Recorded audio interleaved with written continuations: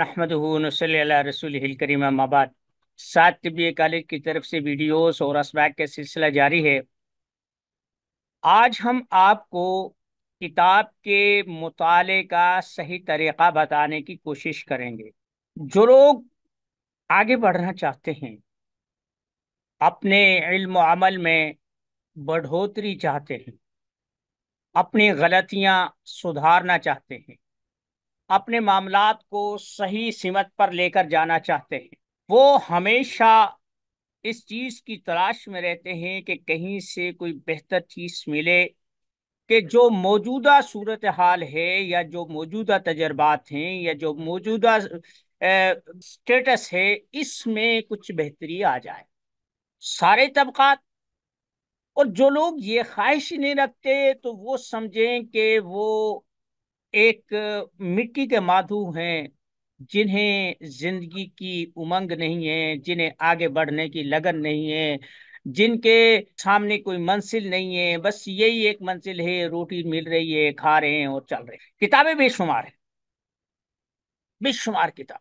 अगर रोजाना भी सैकड़ों किताबें पढ़ी जाएं तो उम्र खत्म हो जाएगी, फिर भी नहीं किताबें खत्म। आप ऐसा करें,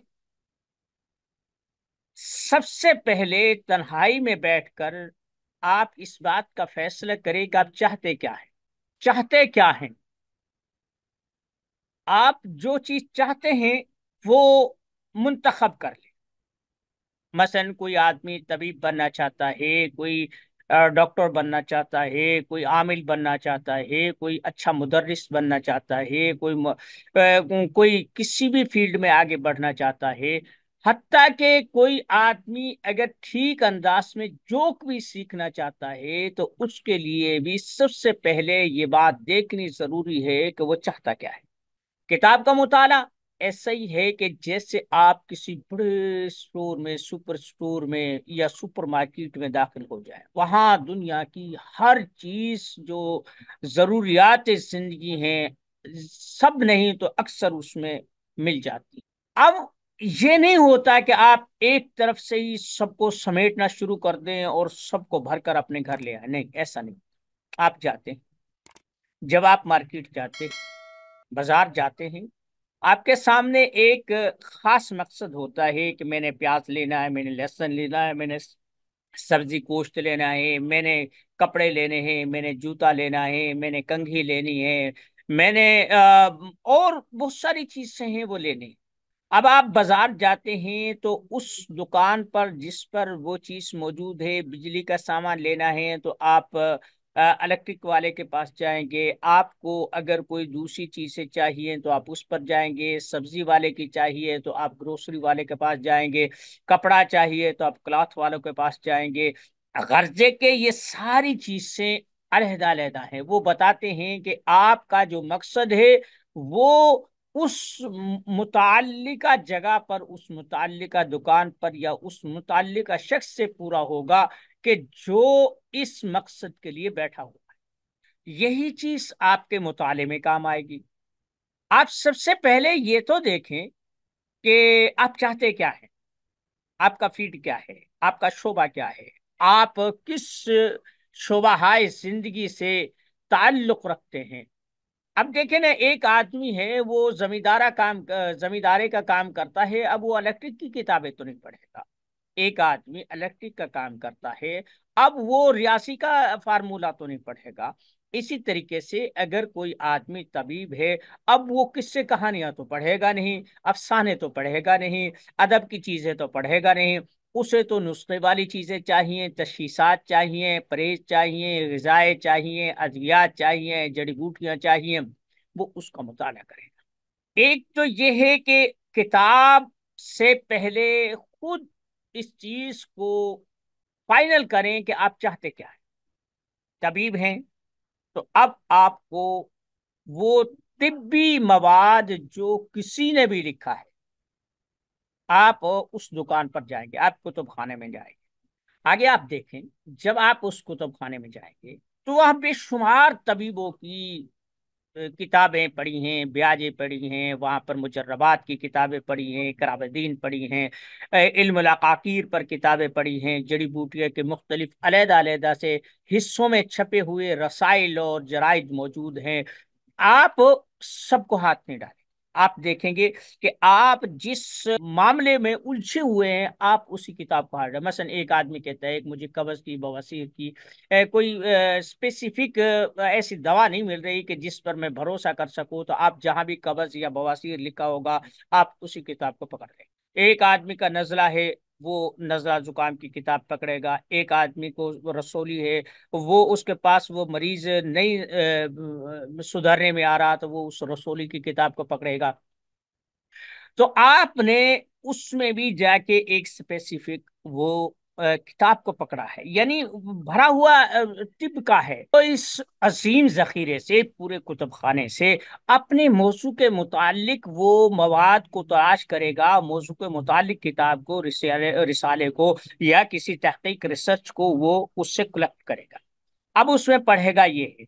अब उसके सामने जब वो किताब पढ़ेगा, तो उसके सामने जो उससे पहले तजर्बात हुए हैं, जो उसने कुछ भी नुस्खाजात दिए हैं, मुजर्रबात इस्तेमाल किए हैं, जड़ी बूटियां दी हैं, खुराक ग़िज़ाएं दी हैं, अब वो जब वो मुताला करता जाता है, तो वो चीज़ से जहन में घूमती जाती है कि ये भी मैंने दे दिया, ये बेकार है, मैंने ये भी दे दिया, ये भी बेकार है, अब ये दे दिया, हाँ इसमें कुछ दम नजर आता है, ये जो नुस्खा है फला हकीम का, अच्छा इसे भी टिक कर लेता हूँ, अच्छा ये इसमें ये चीज भी काम देती है, मुझे तो इसका पता नहीं था, अच्छा ये भी ठीक है। ये एक नफ्सियाती मामला है। अब आपने मखसूस मौजू पर किताब को पकड़ा और उसमें से मखसूस किस्म की मालूमात ली और उससे अपने जहन में बिठा लिया या नोट कर लिया कि मैं इस तरीके से, या जो मुझसे गलतियां हुई हैं, भूल हुई है, या मैं सही डायरेक्शन पर नहीं था, मैं मेरी सिमत ठीक नहीं थी, तो अब मैं इस बारे में ये बात करूं। मसलन एक आदमी है, अब देखें, मैंने एक उस किताब में पढ़ा था, आजमाया नहीं है, कि जो हैज रुक जाता है, आप उसमें ये जो कसी से सब्ज होता है, इसे मीठे सोडे के साथ खर्ल करें, और खर्ल करने के बाद उसके कैप्सूल वैसे भी दे सकते हैं, आप उसे जला भी सकते हैं, आप उसका कुश्ता भी बना सकते हैं, वो उसमें काम करें। आमतौर पर ये जो इसका मसन मैं जब कुश्ता फौलाद की जरूरत पड़ती है, अब कुश्ता फौलाद, लफ्ज कुश्ता फौलाद महंगा है, पतरी फौलाद ये भी अब काफी महंगी हो गई है। अब मैं क्या करता हूँ, मैं किसी से सबद लेता हूँ, वो सस्ता सा है।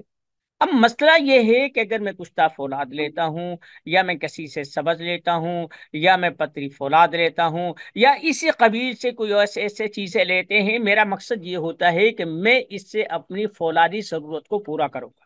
तो कसी से सबज को मैं अपने नुस्खा जात में ऐसे ही पिसवा लेता हूँ, कोई फर्क नहीं पड़ता। ठीक है ना, क्योंकि उसमें भी तेजाबियत होती है, उसमें भी तेजाबियत होती है। तो इसमें यह है कि जहां कुश्ता फोला ज्यादा मिकदार में डलता है, वहां इसे मैं कम मिकदार में डाल लेता हूँ, बात मेरी जरूरत पूरी हो गई है। इससे आप मीठा सोडा और इसे मिलाकर पानी में घोल ले, थोड़ी सी देर रिएक्शन होगा, फिर जो पानी है उसे निकाल दें, फिर जो नीचे रसूब रहे उसमें और पानी डाल दें, फिर ऐसे निकालते रहें, जब उसकी खटास दूर हो जाए, तो वो आला दर्जे का कुश्ता फौलाद है। आप उसे गर्म करेंगे तो वो नस्वारी रंग का हो जाएगा, सुर्खी माइल हो जाएगा। अगर इसे मजीद और कुछ करेंगे तो वो बेहतरीन किस्म का कुश्ता फौलाद तैयार हो जाता है। मतलब यह है कि आपकी जरूरत कहाँ से पूरी हो रही है।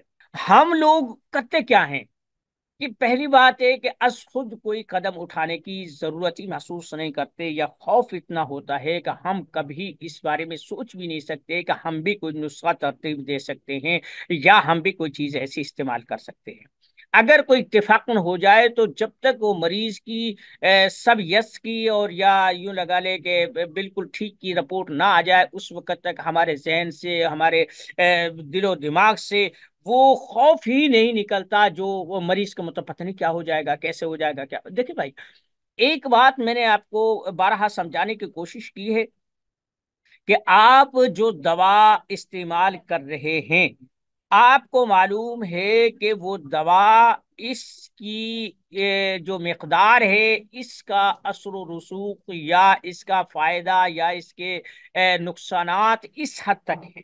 अब एक आदमी है, उसे आप तरफला देते हैं और वो कहता है मुझे जुकाम हो गया। अब भाई ये कोई मानने वाली बात है? एक आदमी है कि वो कहता है कि जनाब एक आदमी ये शीर मदार का मुरक्कब देता है, हल्दी और शीर मदार का, और वो कहता है जनाब मुझे तो जो है ना कबस हो गई, मेरा तो गला खुश्क हो गया, मैं तो मुझे तो ये चीज हो गई। भाई बात ये है कि ये इसके मुतजाद है।